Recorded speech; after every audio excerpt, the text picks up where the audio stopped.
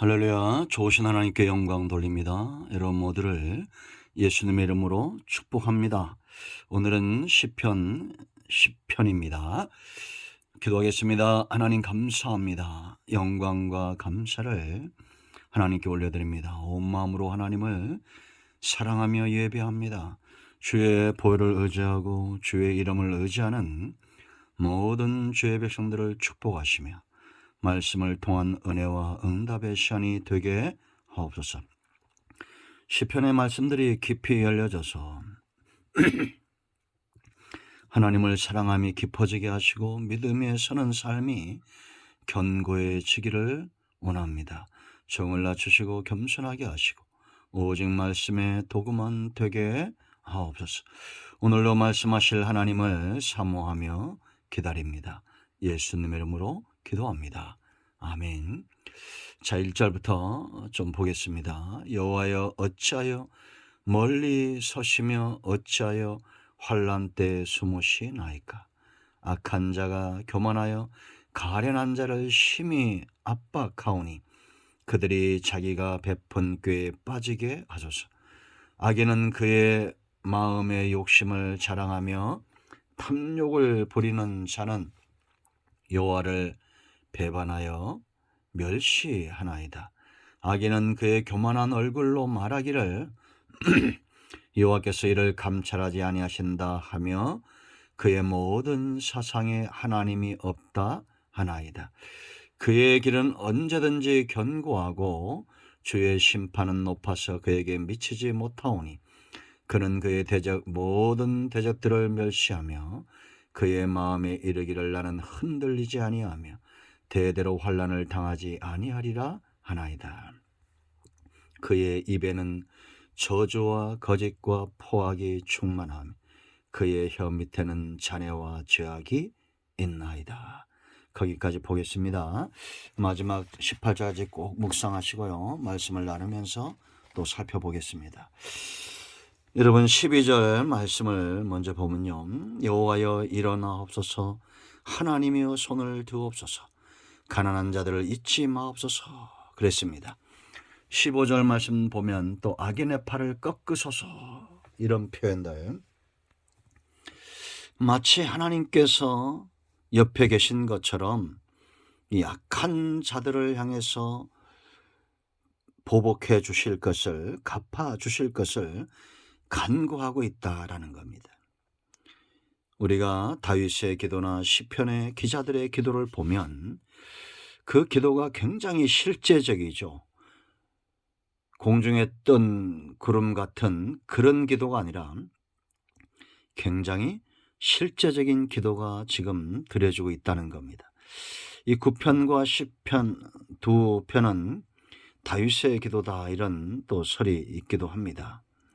그러나 중요한 것은 다윗이든지 누구든지 하나님을 향한 이렇게 밀접한 관계, 간구함 이러한 것들 그 이유가 있겠죠. 가장 먼저는 그가 영적으로 살아있다는 겁니다. 깨어있다는 겁니다. 영적인 감각이 무뎌지지 않았다는 거예요. 세상에는 육에 속한 사람이 있고 영에 속한 사람이 있죠. 1절 말씀 보면 여호와여 어찌하여 멀리 서시며 어찌하여 환난 때에 숨으시나이까. 실상 하나님은 한 번도 숨지 않습니다. 그 백성들 가운데 있습니다. 중요한 것은 우리가 그 하나님을 느끼냐 하는 겁니다. 여러분 우리가 성경을 통해서 분명히 보여지면 민족이 나라가 큰 죄악에 빠지고 어려움이 올 때에 이방 나라들의 공격을 당하고 또 자국적 그 나라 안에서는 하나님을 두려워하지 않는 교만한 자들이 많이 일어나게 됩니다. 그런데 그러할 때에도 이사야 같은 예레미야 같은 하나님 앞에 신실한 사람들이 있지 않습니까? 이 사사시대 비느하사 같은 사람들. 온 나라가 음란하고 우상숭배에 빠진다 할지라도 여호와의 열심으로 일어나는 사람들이 있습니다. 이런 사람들은 영적으로 하나님과 밀접하고 깨어있는 존재입니다. 지금 시인이 보니까 이런 이제 2절부터 11절까지 이런 악한 자들이 득세하는 걸 보면서 마치 하나님이 멀리 있는 것처럼, 그러니까 이 시인에게는 대적들의 득세보다도 하나님이 정말 이 나라 이 백성에게서 멀어졌는가, 그것이 더 염려가 되고 걱정이 돼서 간구하는 겁니다. 영이 죽은 사람, 영적으로 무감각한 사람은 이런 기도 자체가 나오지 않습니다. 오직 탐심 탐욕을 채우기 위한 간구는 있을 수 있어요. 그러나 여러분, 우리는 하나님의 의가 이 땅에 세워지고 하나님의 나라 백성들이 온전히 세워질 수 있도록, 하나님이 이 나라의 민족 가운데 그 주권을 가지고 일하시도록 사모함으로 나아가는 영적인 사람들이 되어야 될 줄로 믿습니다. 두 번째, 이렇게 간구하는 이유가 악인들의 득세예요. 여러분, 우리가 온 들을 바라고 온 땅을 바라보다가 가라지가 많이 일어나면 뽑고자 하는 열망이 있어야 되잖아요. 근데 우리의 힘과 능력으로 감당할 수 없는 악인들이 가라지처럼 번성하게 됩니다. 이게 어느 시대나 위기의 때가 이렇게 오고 하나님과 멀어지면 이러한 시대가 오죠. 지금도 마찬가지입니다. 이런 악인들의 특징이 있어요. 잘 분별하시면 됩니다. 2절 말씀 보면 약한 자들의 가장 큰 특징은 교만입니다. 교만하다는 것은 위로는 하나님을 무시하고 아래로는 가련한 자들을 압박합니다. 2절 보세요. 악한 자가 교만하여 가련한 자를 심히 압박하오니 그들이 자기가 베푼 꾀에 빠지게 하소서. 두 번째는 욕심으로 충만하고 그 욕심을 자랑합니다. 3절 보세요.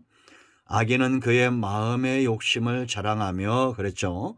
탐욕을 부리는 자는 그 다음에 뭐라 했습니까? 여호와를 배반하여 멸시하나이다. 교만과 욕심과 탐욕과 하나님을 향한 신앙과 사랑이 함께 할 수 없습니다. 섞일 수 없어요. 결국 이들은 하나님을 무시하죠. 4절 보세요. 악인은 그의 교만한 얼굴로 말하기를 여호와께서 이를 감찰하지 아니하신다. 하나님을 눈먼 자로 만들어 놓은 겁니다. 그의 모든 사상에 하나님이 없다 하나이다. 그의 말하는 것과 행동하는 것과 그 중심에 하나님이 없는 사람. 왜냐? 교만과 욕심과 탐욕으로 가득 차 있기 때문입니다. 이런 자들은 그 망할 길, 악한 길을 견고하게 걸어요. 5절과 6절입니다. 그의 길은 언제든지 견고하고 주의 심판은 높아서 그에게 미치지 못하오니 그는 그의 모든 대적들을 멸시하며 그의 마음에 이르기를 나는 흔들리지 아니하며 대대로 환난을 당하지 아니하리라 하나이다. 이제는 악한 길을 걸어가면서 하나님의 심판을 외면하고 하나님을 무시하고 그리고는 나는 이 길에 흔들리지 않겠다라고 말한다는 겁니다. 이들의 중심이 이렇게 교만과 욕심과 탐욕과 죄로 가득하니 그들의 입술이 어떻겠어요? 7절 그의 입에는 저주와 거짓과 포악이 충만하며 그의 혀 밑에는 잔해와 죄악이 있나이다.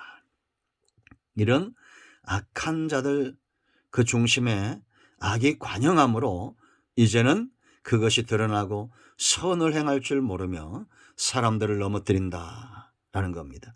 그래서 8절로 10절까지 말씀을 보면 마치 강포한 자처럼 사자처럼 그렇게 사람들을 넘어뜨리고 잡으려고 하는 그런 일들을 행하게 된다라는 겁니다. 읽어보시기 바랍니다. 은밀한 곳에서 무죄한 자를 죽이고 그의 눈은 가련한 자를 엿보나이다. 8절에 그랬죠. 그러니까 여러분, 우리가 보이지 않는 곳에서 사람들을 비방하고 비난한다고 하나님이 듣지 못하느냐? 아니다라는 겁니다. 11절 보세요. 그가 그 마음에 이르기를 하나님이 잊으셨고 그의 얼굴을 가리셨으니 영원히 보지 아니하리라 하나이다. 이런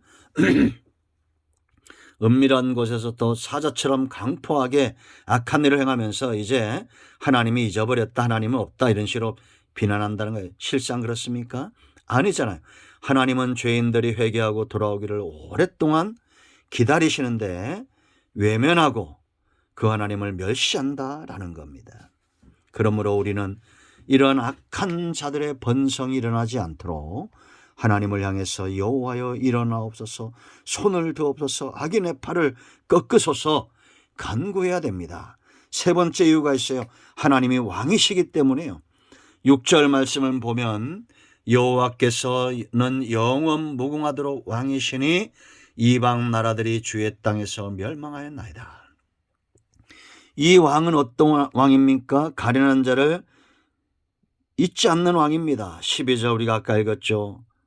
그 마지막 부분 보세요. 가난한 자를 잊지 아니하며, 이 왕의 모습이에요. 13절 14절 감찰하시는 하나님입니다. 어찌하여 악인이 하나님을 멸시하여 그 마음에 이르기를 주는 감찰하지 아니하리라 하나이까. 주께서는 뭐라 했어요? 보셨나이다. 주는 재앙과 원한을 감찰하시고 주의 손으로 갚으려 하시오니 외로운 자가 주를 의지하나이다. 주는 벌써부터 고아를 도와주시는 이니다. 하나님은 절대 약속의 말씀에서 벗어날 수 없고 하나님의 긍휼에서 벗어나실 수 없어요. 감찰하지 않을 수 없습니다. 고아와 가난한 자들을, 압제당한 자들을 절대 외면하지 않고 17절 말씀을 보면 겸손한 자들의 소리를 들으셔요. 여호와여 주는 겸손한 자의 소원을 들으셨사오니 그들의 마음을 준비하시며 귀를 기울여 들으시고 고아와 압제당하는 자를 위하여 심판하사 세상에 속한 자가 다시는 위협하지 못하게 하시리이다. 아멘. 하나님은 철저하게 연약한 자의 편이다라는 겁니다. 이제 우리가 간구해야 될 이유가 보이죠. 여러분, 우리도 때로는 연약하고 가련하고 그렇게 될 수가 있습니다. 나그네와 같은 삶을 살 수가 있어요. 그럴 때 하나님은 오직 내 편이라는 사실을 기억하시기 바랍니다. 기도하겠습니다. 예수님의 이름을 의지하게 기도합니다. 이 말씀대로 되게 하여 주시옵소서. 우리 가운데 마음이 상한 자, 병든 자 치유하시고 회복시켜 주시기를 원합니다. 예수님의 이름으로 사모하며 축복하며 취하며 기도합니다. 아멘. 할렐루야. 예수 그리스도의 이름으로 여러분 모두를 축복합니다. 어떤 질병, 어떤 문제든지 온전히 치유되고 회복되었습니다. 아멘.